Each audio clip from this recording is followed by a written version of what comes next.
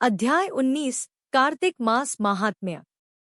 राजा पृथु ने पूछा, हे नारद जी, अब कृपया बताइए कि भगवान विष्णु वहां जाकर क्या किया और जलंधर की पत्नी का पतिव्रत किस प्रकार भंग हुआ। नारद जी बोले, जलंधर के नगर में पहुंचकर विष्णु जी ने उसकी पतिव्रता पत्नी वृंदा का पतिव्रत भंग करने का युक्ति विचार किया। वे नगर के उद्यान में ठहर गए और रात में वृंदा को स्वप्न में भ्रमित किया। वृंदा ने स्वप्न में देखा कि उसका पति नग्न होकर सिर पर तेल लगाए महिष पर चढ़ा है, काले फूलों की माला पहने हुए है, 4 हिंसक जीव उसके चारों ओर हैं और वह सिर घुमाकर अंधकार की दक्षिण दिशा की ओर जा रहा है। नगर को समुद्र में डूबता देख वह अत्यंत भयभीत हुई। तभी सूर्यदेव उदित हुए, पर सूर्य में उसे एक छिद्र दिखाई दिया और वह कांतिहीन प्रतीत हुआ। इसे देखकर वृंदा भयभीत हो रोते रोते छज्जे, अटारी और भूमि में शांति न पा सकी।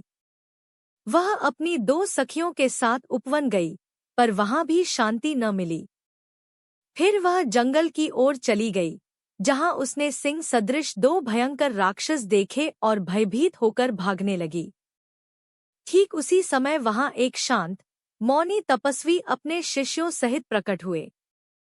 भयभीत वृंदा ने उनका गला पकड़कर रक्षा की याचना की। मुनि ने अपनी एक हुंकार से उन राक्षसों को भगा दिया। वृंदा आश्चर्यचकित और भयमुक्त होकर मुनिनाथ के चरणों में प्रणाम करने लगी। उसने मुनि से अपने पति की कुशलक्षेम पूछी। तभी 2 वानर मुनि के सामने हाथ जोड़कर खड़े हुए। मुनि के संकेत मात्र से वे आकाश मार्ग से उड़कर आए और जलंधर का सिर और धड़ मुनि के सामने रख दिया। अपने पति को मृत देख वृंदा मूर्छित हो पृथ्वी पर गिर पड़ी और दारुण विलाप करने लगी।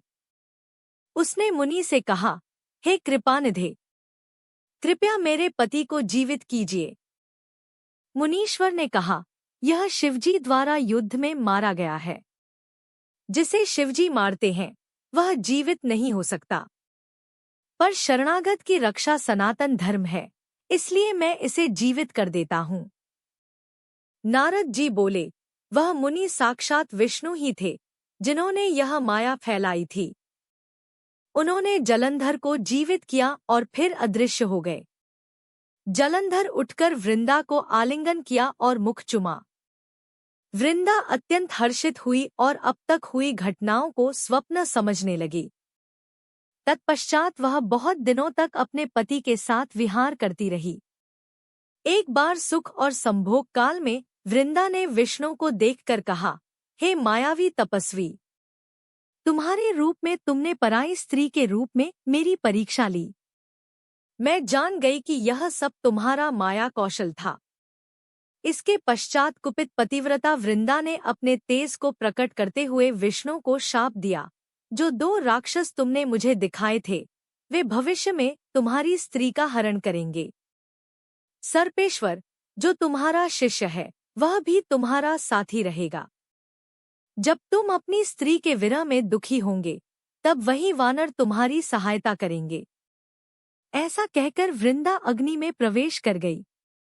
ब्रह्मा आदि देवता ने आकाश से उसका आगमन देखा। वृंदा का तेज पार्वती जी में प्रवेश कर गया और पतिव्रता होने के प्रभाव से उसने मुक्ति प्राप्त की।